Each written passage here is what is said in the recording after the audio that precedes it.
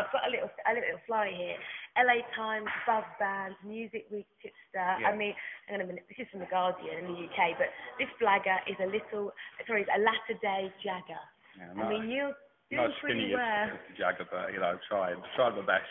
You're performing sort of as yourself this evening, aren't you? Yeah, that's my new band now. That's kind of after the Mondays that I worked on the new album with them and did all that, and then after V Festival 2007, I decided, it was time to move on and do my own thing and play my own songs again, and so I just decided to do this Cav band thing and just call it Cav. I just thought, well, why not? Because couldn't really think of anything else, and I wanted to play with so many different musicians and not set it up like a normal band. So that happened, and that's it. And then so we recorded a lot of stuff at Fortress in London, went over to LA, spent a lot of time there because I'd had a chance to go over there with the Mondays, fell in love with the place, and then just started spending a lot of time out there, recording out there, working with producers out there. I lived there for about 8 months last year, and that was pretty amazing. And just getting the album together, and now it's finally finished, and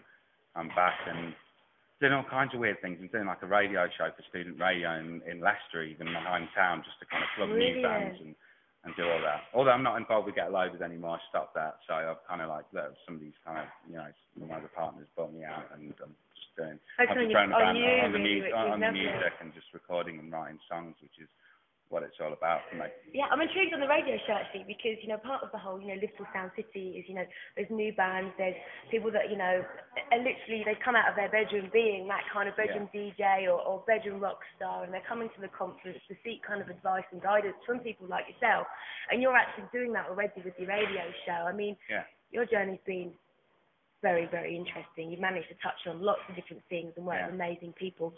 What would you say to that, 15-year-old that's in their bedroom at the moment, where should they go? What should be their next move?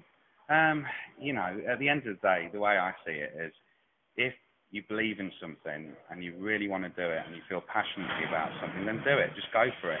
It will be very difficult. You'll lose everything you have. You may even lose friends. You'll fall out with family. You won't have a penny, to basically buy a one-penny sweet roll. I don't know if they're still penny sweets anymore. I don't know. You won't be able to. I don't know. That's the only thing I could think of. You won't be able to afford to get on a bus. It's happened to me. Walk everywhere, whatever. And it can be very difficult. But I think as long as you believe in what you're doing and you want to get somewhere, then you should just keep on doing everything you can, to get there. And with the internet today, there's a lot of free ways to promote yourself. Although it's kind of there's a lot of people doing it now, but you just need to think slightly out of the box. You need to do something different to somebody else. You need to kind of make yourself into a bit of an individual and try to stand out from the crowd. And I think that's the only way to kind of go for it. But I really believe that you can do anything you want to do, and I'm still doing that. I'm still trying to make all my kind of dreams, if you want to call them. Well, you said about making your choosing your own destiny. In those tough times, how did you as an individual kind of get through? Not being able to buy that penny sweet or having to walk everywhere. I mean, damn penny sweet. Yeah. Is there any kind of tips of how to kind of deal with the hard times by following your dreams? I'd say it was pretty difficult, and it still can be.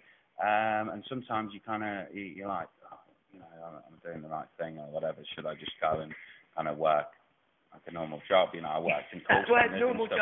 Call centres. I was a bin man for 2 weeks. I was like, I did a lot of, worked in factories to kind of like buy my first guitars and stuff like that, and just get by. I was even like selling like chip and pin when it first came out. When I first moved to London. That was after I'd been in a signed band, and then we'd lost everything. I had nothing, so I had to go back and do a normal job to kind of build myself up again, and obviously be able to kind of eat. And so before Get Loaded took off. So it's difficult, but I think that's the thing. You kind of need to see the end goal, focus on something, and see. I knew when I was working in London for this sales company, I had a club night, and I knew I wanted to make that club night successful. I knew if I made that club night successful, I wouldn't be sitting on that chair doing what I'm doing. So every day that inspired me to make sure I worked hard doing the job that I was doing at the time, whether I hated it or whatever. But I kind of That's it, and that drove me on. And then suddenly when Get Loaded started happening, that was it. I didn't need to be working in a normal job anymore, and then the Happy Mondays happened. So it's kind of like, okay, great, I don't have to do, you know. The domino knocks over. Yeah, and it's just, I think if you keep on pushing,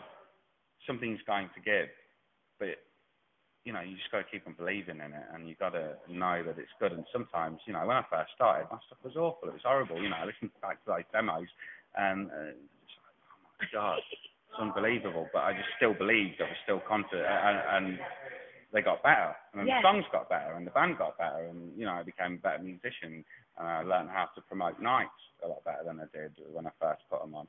So yeah, I mean, that's it. I think it's just focusing on the end goal and just keep on pushing. Keep on pushing. Now, your album, you mentioned it, you've been working on it. Is it finished? Is it out? Yeah. When do people get it? It won't be out till either the end of the year or January next year. We're just trying to, we've been working on doing licensing deals around the world. So what we're trying to do is make sure the album comes out in like all the different territories at the same time.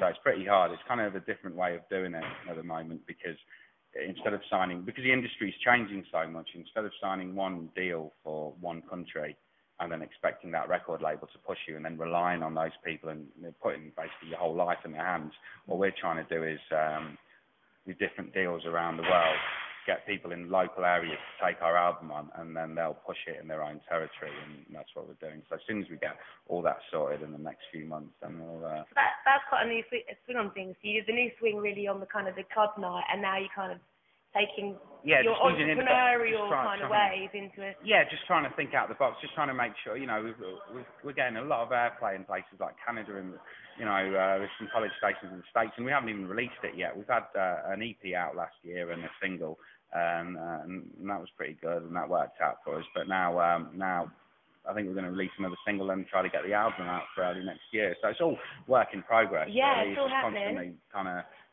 Keep on going, keep on pushing. Well, pushing, but pushing and just kind of I feel very calm actually, because I kind of feel as if now, with all the experience I've had, and you know, I'm still, you know, I consider myself pretty young, you know, so you know, I've been in the business for years, and I kind of